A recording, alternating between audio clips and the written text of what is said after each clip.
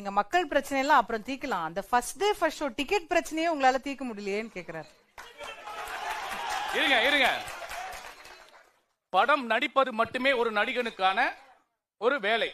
சம்பளம் கொடுப்பது ஒரு முதலாளி தயாரிப்பாளர்கிட்ட சம்பளம் வாங்கி. உங்களுக்காக தான் சார் 1000 ரூபாய் டிக்கெட் வாங்கி வராங்க. தயாரிப்பாளருக்காக வரல, டைரக்டருக்காக வரல, உங்களுக்காக 1000 ரூபாய் கொடுத்து டிக்கெட் வாங்கி வராங்க. டிஸ்ட்ரிபியூஷன் சங்கத்துக்கும் அதுக்கு இடையில இருக்கக்கூடிய மீடியேட்டருக்குமான பிரச்சனையை ஒரு நடிகரால தீர்க்க முடியாது. ஏன்னா படத்தை வித்ததுக்கு அப்புறம் ஒரு நடிகனுக்கோ தயாரிப்பாளருக்கோ சம்மதம் கிடையாது. ரசிகர் மன்ற டிக்கெட்னு ஒரு கான்செப்ட் இல்ல தமிழ் சினிமால சொல்லுங்க. அது இருக்குங்க, இல்லன்னா சொல்ல மாட்டேன். நான் ஏன் போய் சொல்லணும்? அதுல உண்மையா தான் நாங்க இருந்திருக்கோம். எங்க ரசிகர்கள் நேர்மையாக தான் இருந்திருக்கார்கள். ஒரு சில இடத்துல தவறு நடந்திருக்கலாம். அந்த தவறும் இனிமேல் நடக்காது. ஆனா அவன் அப்படி இல்ல. வீட்டுக்கு போவா, குடும்பத்தோட சந்தோஷமா இருப்பான், நிம்மதியா படுத்து தூங்குவான். ஏன்னா அவன் கிட்ட இருக்கிறத வச்சு திருப்தி அடைஞ்சுக்கிறான்.